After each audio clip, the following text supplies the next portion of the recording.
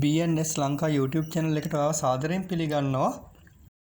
ඉතින් මම මේ channel එකෙන් දිගටම ඔයාලට අරගෙන යන්න බලාපොරොත්තු වෙන්නේ ඉඩම් එහෙමත් නැත්නම් වාහන ඒ වගේම විවිධ වෙළඳ ආයතන පිළිබඳ තොරතුරු තමයි මම ඔයාලට අරගෙන යන්න බලාපොරොත්තු වෙන්නේ.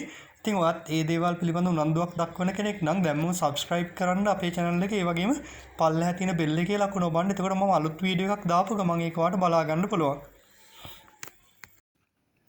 හොඳයි මම මෙච්චර දවසක් ඔයාලට අරන් ආවේ මීගමුව මිනවංගොඩ එහෙමත් නැත්නම් කටුනායක වගේ ප්‍රදේශ වලට ආසන්නයේ පිහිටලා තියෙන ඉඩම් සහ නිවාස තමයි.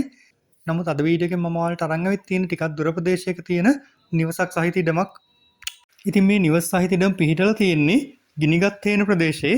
ඉතින් හැටන් නුවර ප්‍රධාන මාර්ගයේ ඉඳලා මීටර 150ක් විතර වගේ ඇතුළට වෙන්න තමයි මේ නිවස් සහිත ඉඩම් පිහිටලා තියෙන්නේ.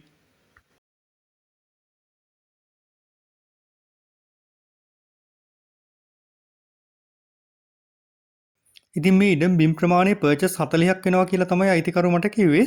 ඉතින් මේ ඉඩමට එන්න අඩි 10ක පාරක් තියෙනවා. ඒ වගේම තමයි ජල සම්පාදන මණ්ඩලය මගින් සපයන ජල සැපයීම පවා මේ ඉඩමට අරගෙන තියෙන්නේ. හොඳයි ඔයාලා ඉඩම ගැන විස්තර ටිකක් දැනගත්තනේ මේ වෙද්දි.